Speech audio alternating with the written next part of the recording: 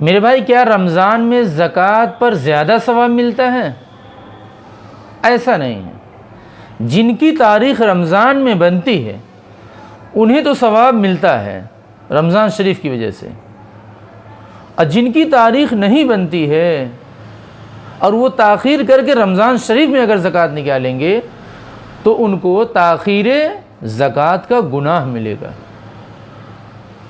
इसीलिए कहा गया है जिनकी तारीख़ बनती है सिर्फ़ वो ज़कात निकालेंगे रमज़ान शरीफ में, और जिनकी नहीं बनती उन्हें नहीं निकालना है, अपने अपने वक्त पर निकालना है। अल्लाह ने इसीलिए रमज़ान को ख़ास नहीं किया, वरना गरीब इंसान रमज़ान का इंतज़ार करते करते मर जाता, मायूस हो जाता। अल्लाह के इस निज़ाम से अल्लाह के लिए करेंसी खर्च करना भी इबादत है, बल्कि बाज़ दफ़ा तिलावत कुरान से भी ज़्यादा सवाब है।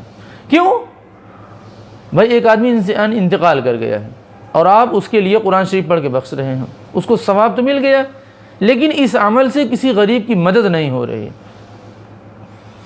लेकिन अगर आप तसद्दुक़ बिल माल कर रहे हैं, माल खर्च कर रहे हैं, गरीबों को खिला रहे हैं, पहना रहे हैं, उनकी ज़रूरियात का लिहाज कर रहे हैं, तो बाज़े दफ़ा आप देखेंगे ये तिलावत कुरान से भी ज़्यादा सवाब मिल जाता है। क्यों? तिलावत कुरान से गरीब की ज़रूरत नहीं पूरी होती, तसद्दुक़ बिल माल से, अल्लाह के नाम पर पैसा खर्च करने से गरीब की ज़रूरत पूरी होती है।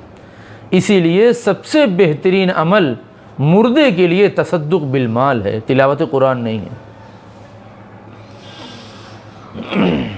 तिलावत से आपको जन्नत मिलेगा, सवाब भी मिल जाएगा, लेकिन गरीब की ज़रूरत नहीं पूरी होगी। मेरे भाई, नमाज का मकसद क्या है? अल्लाह से हम कलामी, कन्वर्सेशन, अपने अल्लाह से बात करते हैं, हम अपनी ज़रूरियात उनके सामने रख कर मनवाएंगे, ये मकसद होता है। रोज़े का मकसद क्या है? हम भूखा रह कर अपने खुदा को राज़ी करेंगे। क्यों नहीं मानेगा मेरा खुदा? हज का मतलब क्या है? हम अपना दर छोड़कर खुदा के दर पर जाकर चिमट गए, जब तक माफ़ नहीं करेंगे तब तक जाएंगे ही नहीं। और ज़कात का मतलब क्या है? कि हमारे धन को, दौलत को, दुकान को अल्लाह पाक कर दीजिए, फ्रेश कर दीजिए। जब दुकान खोलते हैं सुबह से ही झूठी कसम, अल्लाह कसम, कुरान कसम, लाया था 38 का, बताया था 42 का, शुरू कर दिए सुबह होते ही। प्रिंट बदल दिया, स्टिकर बदल दिया, झूठ बोल दिया। हालांकि बताने की ज़रूरत नहीं कारोबार में कि मैंने इतने में लाया। क्यों बता रहे हैं आप? अगर आपको बताना है मैं इतने में लाया तब तो सही बताना पड़ेगा। इसलिए कह दीजिए वहा कदा ला यक़उ, मेरा इतने में नहीं पड़ता, ये झूठ नहीं है। चाहे जम के आप लीजिए, 40 के माल पर आप 68 कमाइए, 82 बेचिए और कह दीजिए मेरा इतने में पड़ नहीं रहा है, कोई बात नहीं, झूठ नहीं हुआ। झूठ तो जब ही होगा जब आप वाकई रियल के ख़िलाफ़ बोलेंगे। 38 में लाएँ, 42 बताएंगे, 40 बताएंगे, तब तो झूठ होगा, वरना झूठ नहीं होगा। अगर आप ये बोलेंगे वहा कदा ला यक़उ, मेरा इतने में नहीं पड़ता।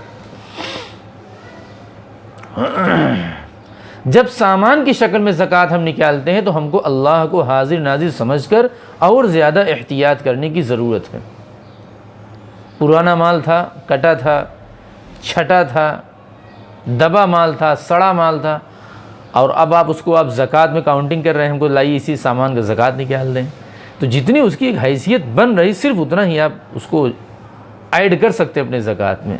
ऐसा नहीं कि 42 में आपने लाया था, 3 साल के बाद उसकी हैसियत आज 22 रुपये हो गई और उसको आप जोड़ रहे हैं 40 रुपये के हिसाब से। ये आप समझ लीजिए ख़यानत कर रहे हैं। ऐसा ना करें। सामान की शक्ल में अगर आप ज़कात निकालेंगे तो उसके अंदर और ज़्यादा एहतियात की ज़रूरत है।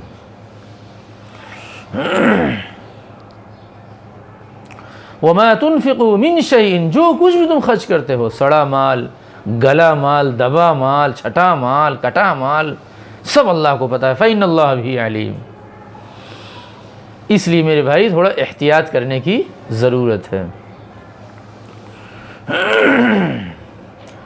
और एक आयत है वअन्फ़िक़ू फ़ी सबीलिल्लाहि वला तुल्क़ू बिअयदीकुम इलत तहलुका, अल्लाह के रास्ते में खर्च करो और अपने आप को खर्च ना करके या गलत जगह खर्च करके बर्बाद अपने आप को हलाकत में न डालो।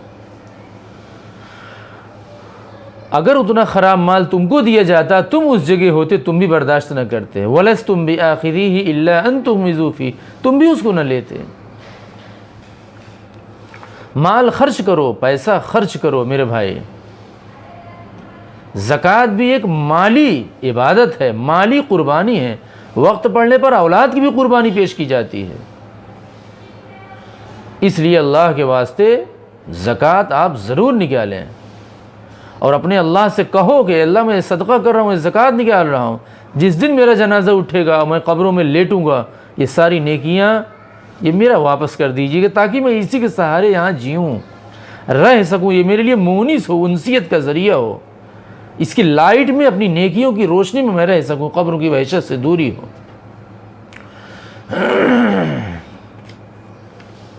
मेरे भाई, हम तिलावत को इबादत समझते हैं, कुर्बानी को इबादत समझते हैं, हज को इबादत समझते हैं, लेकिन पैसा खर्च करने को इबादत हम नहीं समझते। मेरे भाई, अल्लाह का बाज़ फ़ैसला ऐसा होता है कि अल्लाह टाल भी देते हैं। अब कुछ फैसला ऐसा होता है वो टलता ही नहीं है। अल्लाह अपने बंदों के मामले में बाज़ दफ़ा ऐसा लिख देते हैं, कल एक्सीडेंट होगा। अब बाज़ दफ़ा लिख कर भी अल्लाह पाक अपना फ़ैसला बदल देते हैं, उसको इबादत की तौफ़ीक़ दे दिए, सदक़े की तौफ़ीक़ दे दिए, खुश होकर फ़ैसला बदल देते हैं, बड़ी मुसीबत को छोटी मुसीबत में कन्वर्ट कर देते हैं। कल इस बंदे का एक्सीडेंट होगा, लेकिन सदक़े की तौफ़ीक़ मिल गई, अल्लाह पाक ने एक्सीडेंट का फ़ैसला बदल दिया, सिर्फ टांग तोड़ दिया, किसी बच्चे को बीमार कर दिया। अल्लाह का फ़ैसला दो तरह से होता है। एक फ़ैसला वो होता है जो अल्लाह पाक चाक से लिखते हैं, मिटा देते हैं। एक फ़ैसला वो होता है ना, एकदम परमानेंट मार्कर से लिख देते हैं, अब ऐसे ही हो के रहेगा, तुम चाहे जितनी दुआ कर लो। उसको कहते हैं तकदीर मुअल्लक़, तकदीर मुबरम। मुअल्लक़ का मतलब मिट सकता है, और मुबरम का मतलब हो के रहेगा। जब तक आप ज़िंदा हैं, जितना चाहें सदका कर लें, जितना चाहें सदका कर लें। आपका कब्ज़ा है, आपकी मिल्कियत है, अपनी मिल्कियत की आप मालिक हैं। लेकिन जिस दिन इंतकाल करेंगे मेरे भाई, आपकी मिल्कियत ख़त्म हो जाएगी, उस मिल्कियत का मालिक कोई और हो जाएगा। अब दूसरे की तरफ से सिर्फ आप खैरा पाएंगे कुरान खानी के ज़रिए। इसलिए आप अभी ज़िंदा हैं, अपनी तरफ से जितना चाहे ज़िंदगी, अगली ज़िंदगी के लिए सदका कर लें। ज़कात हक़ुल्लाह है, अल्लाह का हक़ है, फिर उसके बाद हक़ुल अब्द बन जाता है। ज़कात खुदा को राज़ी करने के लिए है, मुसीबत दूर करने के लिए नहीं है। मुसीबत दूर करने के लिए अगर आपके लिए सबसे अच्छी चीज़ है तो वो तसद्दुक़ है, यानी सदका है। अच्छा, बहुत से लोग बेचारे फ़ितरत ज़रूर निकालेंगे, लेकिन ज़कात नहीं निकालते, कुछ समझते ही नहीं। चंदा 10,000 देंगे मुहर्रम